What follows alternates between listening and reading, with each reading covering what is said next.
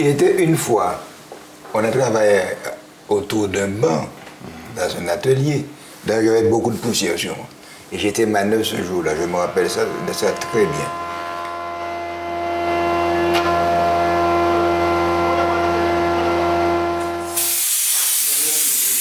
Hein? Viens, Berthe. Viens, viens. Parce que tu es déjà trop amoché là, il faudra... Derrière. Derrière, juste pour le vent seulement, c'est pas vous. Bon, comment tu es bien habillé, tu es un peu dur, un peu derrière. Cependant, ce beau dessin, ou cette belle réalisation, tu connais l'auteur? Oui. Alors, comment l'auteur a fait pour réaliser cette belle table? Eh bien, l'auteur, il a choisi un bois qui lui plaisait. Le banc a été fait en mahogany. Et ici, nous avons du poirier et nous avons de la marante. Le poirier, c'est un bois martiniquais. Oui. Et la marante, c'est un bois du Brésil. Donc, ça s'appelle du marketing. Alors, c'est une association qui est très jolie. Mais il y a quand même pas mal de travail. Parce il y a peut-être 24 heures de coulage, 24 ou 48 heures de coulage pour réaliser. Quand tu dis 24 heures de collage, c'est pour le tout ou chaque partie 24 heures de collage? C'est-à-dire, il faut 24 heures de collage pour ces trois petites parties-là. On fait cela, morceau par morceau, les petites bonnes. Oui. Après, on les associe au plateau, qu'on décide la largeur du plateau par rapport à la grandeur qu'on en a besoin. Et à partir de là, on peut faire ça. Mais là, il faut 24 heures de collage pour celui-là. Et il faut 24 heures de collage pour l'ensemble. Donc ça fait grosso modo 48 heures de collage, mis à part le travail qu'il y a de préparation. Mais le poirier, c'est quel poirier? Le poirier qu'on trouve dans les savanes ou c'est un arbre qu'on importe qui s'appelle poirier? Non, c'est le poirier qu'on trouve dans les savanes. Je peux dire ça comme ça, parce qu'en général, c'est l'exploitation forestier de la Martinique. Ça se raréfie, le poirier, il y en a de moins en moins. Mais il y en a quand même. Mais ce sont eux qui nous donnent le poirier. Quand on achète le poirier, on choisit un petit peu. Ça s'achète quand même? Oui. Ah, ça, bien, on ne le donne pas. Hein. Et c'est comme c'est rare. Tout ce qui est rare est chéri. Donc, tu as compris. Donc maintenant, il faut le trouver. Et c'est un bois qui a beaucoup de côtes, qui a beaucoup de... Donc pour avoir du bois pur comme ça, il faut chercher et bien le transformer. Qu'est-ce que tu appelles côte? Ce qu'on appelle le nœud? Des pneus, et le bois est pourri à l'intérieur. Donc dans une pioche comme ça, tu peux avoir un nœud ici, là, qui a une marque, et on ne veut pas de ça dans ça. Donc il faut trouver du bois pur. Donc il faut chercher pour faire ça, on a peut-être eu, je ne sais pas moi, de 5-6 grandes planches. Donc finalement, celui qui a un poirier chez lui, il a peut-être une richesse, il ne sait pas. Ah, il a peut-être probablement une richesse. Mais c'est un bon poirier, parce qu'il y a des poiriers qui sont très nourris. Oui, il a une richesse. Ainsi que la cajou aussi, alors. Oui. La cajou aussi. Oui. La cajou, je ne me souviens même pas comment il est l'écorce de cet arbre, parce que je l'ai vu, j'étais petit. Je ne sais même pas comment il est la cajou aujourd'hui. J'oublie. Alors, mais Daniel, qu'est-ce que tu ne fais pas? Comme ça, on saura ce que tu sais faire. Alors, il y a quand même peut-être beaucoup de choses que je ne sais pas faire, ou que je ne fais pas. Parce que quand on travaille le bois, il y a plusieurs corps de métier dans le bois. Il y a ce qu'on appelle l'ébénisterie, il y a la menuiserie, il y a l'agencement, il y a la charpente, et il y a celui qui fait les parquets. Tout ça, c'est les métiers du bois. Mais moi, je touche, étant donné que je suis artisan d'un quartier, je touche un peu à tout. Par exemple, quelle que soit la personne, le voisin qui vient, qui a besoin de quelque chose, si vraiment je ne peux pas faire, je l'envoie vers un collègue, mais j'essaye de toucher à tout, un petit peu. Par exemple, les escaliers, je n'en fais pas. Je ne suis pas équipé pour, je ne fais pas. Par exemple, les berceuses, je n'en fais pas. Il faut être équipé pour ça. J'ai une connaissance, mais je ne fais pas. Mais ce qui est un peu plus simple que je peux faire avec le matériel que j'ai, je le fais. Mais mon métier même, c'est l'agencement. Je fais des cuisines, des placards, salle de bain, bureau, aménagement intérieur. C'est ça vraiment mon métier. Et la table, elle en fait partie, le lit en fait partie. Bon, je fais ça. Les chaises, je peux en faire, mais je ne fais pas trop. Je ne suis pas très outillé pour ça. La différence entre la menuiserie et l'ébénisterie? Eh bien, la menuiserie et l'ébénisterie, la menuiserie, c'est ce qui concerne les portes, fenêtres. C'est les fermetures extérieures des maisons. Et les volets. Les volets, les portes, les fenêtres. Ça, c'est la menuiserie. Mais l'ébénisterie, c'est un produit fini en bois pour l'intérieur, l'ameublement, le lit, le buffet, les chaises, le living, le bahut, tout ça en bois massif. Ça, c'est l'ébénisterie, qui est un produit fini, verni. Et la menuiserie, par contre, c'est un produit qui est fini, mais il est fini un peu brut. Parce que quand on livre une porte, on est appelé à le vernir après ou la peindre après. Mais quand on livre une table, c'est à servir tout de suite, c'est déjà verni. C'est la différence, c'est un peu ça. Et ce vernis que tu as sur la table là, c'est un vernis pinceau, c'est un vernis tampon? C'est un vernis au pistolet. Au pistolet. Mon père faisait le vernis au tampon, que je n'ai jamais essayé. Il m'a expliqué, mais bon, je n'ai jamais eu. J'ai pas eu le temps d'essayer. C'est plus difficile et puis il y a une autre technique. Mais là, c'est au pistolet. Et c'est un vernis en 3 composants. Il y a le vernis, tu as le durcisseur et tu as le diluant. Donc c'est pourquoi on a un si beau résultat. C'est comme la voiture. Quand on fait la peinture des voitures, la voiture elle est bien. C'est au pistolet qu'on peint les voitures. Eh bien, le vernis là, il est fait au pistolet aussi. Et ça prend combien de temps pour réaliser une table comme ça? Eh bien, une table comme ça, si on n'a que ça à faire, je pense que je me dis dans une semaine c'est fait. Parce qu'on peut éventuellement le faire en 2 jours, mais quand on voit le temps du coulage, il faut lui donner au bois le temps de coller. Bien sûr, on colle des fois le soir, et on prend le lendemain. La colle travaille pour nous pendant qu'on dort. Mais il y a le temps de la préparation, de tout ça. Moi, je me dis, une table comme ça, un délai d'une semaine, si on n'a rien à faire, une semaine, c'est bon. On ne va pas parler de prix, le montant, mais elle a un prix. C'est sûr que ce genre de travail-là, c'est hors gamme. C'est pas impossible de l'avoir, mais on ne va pas payer un travail comme ça le même prix qu'un travail qui a été fait avec des planches normales. Une planche, 3 planches mahogany collées, vernis, ça a un prix. Mais un travail comme ça prend 4 fois plus de temps. C'est un art. C'est un art. C'est un art de faire ça. Donc ça coûte automatiquement plus cher. Il faut mettre plus de temps, c'est plus joli, il faut choisir, ça prend plus de temps, donc automatiquement ça se paye plus cher. Et puis c'est plus rare. Combien de temps tu passes dans l'atelier? Alors là, je commence à me faire vieux maintenant. Ah oui, je commence à me faire vieux. J'ai pas de barbe blanc, mais bon, je commence à me faire vieux, perdre un peu les cheveux. Ce qui fait que moi, je passe pratiquement entre 8 et 10 heures à l'atelier. En comptant le bureau, parce que le bureau, j'aime pas. Mais on est obligé de faire l'administratif aussi des fois. Donc, ce qui fait que je passe probablement 2 heures au bureau par jour, et ce que je n'aime pas du tout, et 7 heures, 8 heures à l'atelier. Mais à l'époque, quand j'étais plus jeune, je montais à l'atelier à 4 heures du matin, et je redescendais à 11 heures du soir. Quand j'étais plus jeune. Mais je me suis donné une ligne de conduite maintenant. Je commence à être fatigué. Ouais. Mais c'est un travail, transformer le bois, c'est un travail passionnant. Quand on aime son métier, on ne pense même pas à l'argent. On n'a plus envie de voir finir la réalisation, le client soit satisfait, le client est content, que de penser à l'argent. Mais on a besoin d'argent quand même. C'est un métier très passionnant, très passionnant, le bois.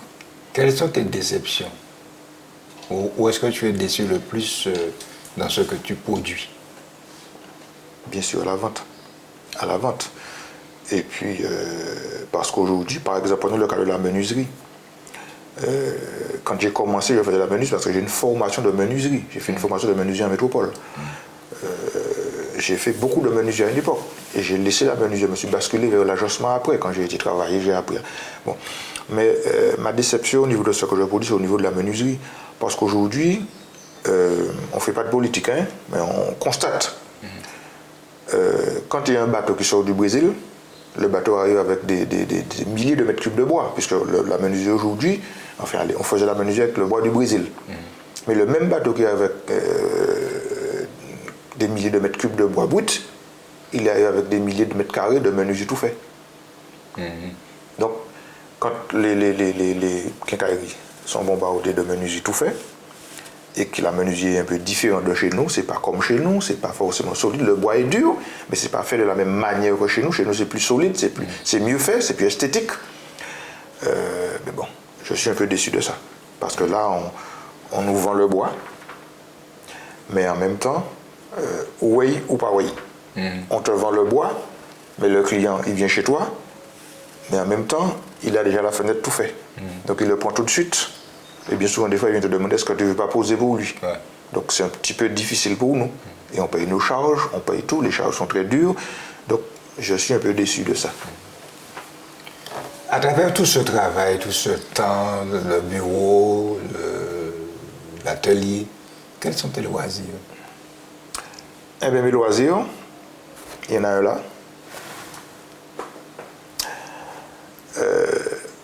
J'ai ce loisir. J'étais musicien, j'étais guitariste pendant 30 ans. Ah oui? Oui, j'ai été guitariste pendant 30 ans parce que je me suis fait adventiste. Mes parents, nous sommes 2 enfants. Ma mère nous a envoyés au temple jour de l'an 76. J'ai toujours aimé la guitare. J'avais un oncle qui était guitariste, j'ai toujours aimé la guitare. Je me suis dit, je voulais être guitariste. Et à l'église, il y a cette éducation de musicien, de tout. Quand on était jour de l'an 76, à fin 2077, j'avais déjà animé un mariage. Avec des copains, on avait monté un petit groupe avec les frères Lassonnier. On avait déjà animé un mariage. Donc on n'était pas très fort, mais on faisait déjà quelque chose. Et j'ai fait ça pendant 30 ans. Après ça, vous vous souvenez de la toupie ce matin, la partie la plus délicate, plus difficile qu'on a fait pour faire le chanteau, on a joué autour des pieds des bancs.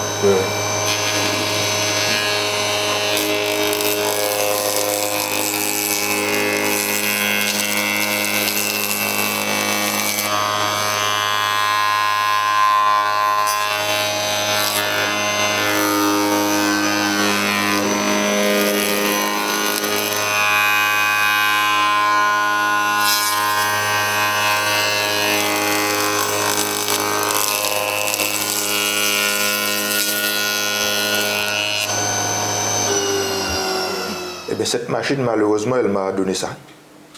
Ah oui? Il m'a enlevé le petit morceau là. Alors, ce doigt-là, il est très, très important sur le manche de la guitare. C'était à droite, d'accord? Mais c'est à gauche. À partir de ce moment, c'était plus difficile moi de jouer. Je jouais, mais je trichais parce que je n'arrivais pas à faire ce que je voulais faire. Ensuite, une autre machine m'a pris 1 centimètre ici. Et il a laissé la peau, je crois qu'on allait me couper le doigt. Dieu soit loué, un médecin m'a sauvé le doigt. Donc j'ai eu 4 interventions dans ce doigt. Je ne pouvais plus jouer à la guitare. Je gratte des fois, mais je triche encore plus davantage. Alors là, je me suis dit que je suis un mordu de la musique. Je ne peux pas jouer à la guitare, je laisse ma guitare chez moi. Mes enfants, mes amis vont voir, le gardent souvenir. Et je suis technicien du son. Je me suis mis dans la sonorisation que je faisais déjà un petit peu. Mais là, je me suis mis là-dedans un peu plus à fond là-dedans. Je suis technicien du son. Je fais du son dans le monde adventiste. Je ne vais pas à l'extérieur, mais je reste dans le monde adventiste. Je fais du son, je fais de la technique. J'ai du matériel. Je peux pas tout faire, mais je peux faire pas mal de choses. Et puis je me suis associé avec Lassonnier. On est cousins, il lui fait aussi la sono. Donc quand il n'a pas assez de matériel ou je n'en ai pas assez, ou on fait quelque chose ensemble, on le fait ensemble, ça se passe très bien.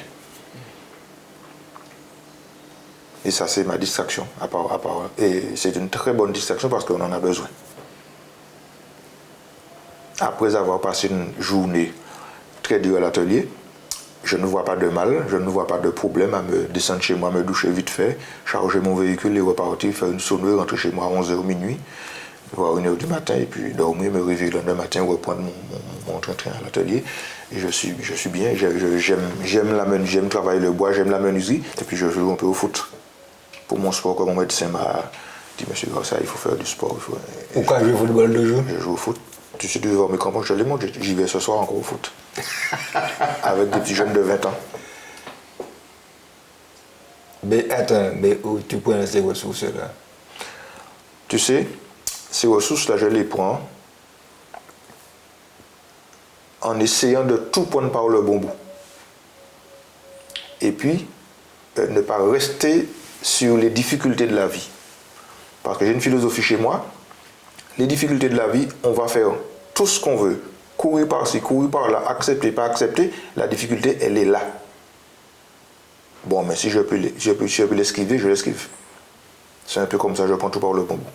Et puis il y a un autre loisir que j'aime beaucoup, c'est le voyage. J'ai beaucoup voyagé dans ma vie. J'aime beaucoup ça. Maintenant, je ne suis pas riche, je ne le serai jamais. Mais quand je suis fatigué de la sono, je suis fatigué du travail, je suis peut-être fatigué du sport. Je me dis, bon, Daniel, arrête-toi, je m'arrête un petit moment, je prends une quinzaine de jours, une semaine, je fais une petite croisière, un petit voyage dans un pays. Et ça me ressource. Je pense que c'est ça qui me garde aussi jeune, parce que quand je suis là, quand je pars, quand je prends la voiture là, pour partir à l'aéroport ou au port, quand j'ai fait 20 mètres, je ne me souviens plus de la couleur de la maison. Je ne me souviens plus de rien. Les problèmes, je ne sais même pas où ils sont. Moi, je suis en face des vacances, et puis je participe, je fais mes vacances, et puis c'est comme ça. Et puis bon, le Seigneur décidera pour le reste. J'allais te demander, est-ce que l'argent est important pour toi? Non. Non, non. L'argent n'est pas important pour moi, parce que l'argent pour moi est un fidèle serviteur. Si l'argent c'est ton maître, il fera de toi ce qu'il voudra, et certainement pas de bonnes choses. L'argent doit être un fidèle serviteur, on a besoin d'argent, mais si je pouvais ne pas avoir d'argent et avoir tout ce que j'ai besoin, ce serait mieux pour moi. Mais l'argent pour moi, non. Non, non, c'est pas... Non. Non. Tu as fait une expérience avec le Seigneur? Ouf. Les expériences avec le Seigneur, s'il faut en parler, on ne va pas finir. On ne va pas finir. Je vais vous en donner une, parmi tant d'autres. Un matin, j'avais un banquier qui était très titillant. Un banquier qui était très titillant. Je me réveille ce matin-là. Il est 6h moins le quart du matin. Le banquier m'appelle. Il me dit, Monsieur Garcia, les taux se referment sur vous. 6h moins le quart du matin, un banquier.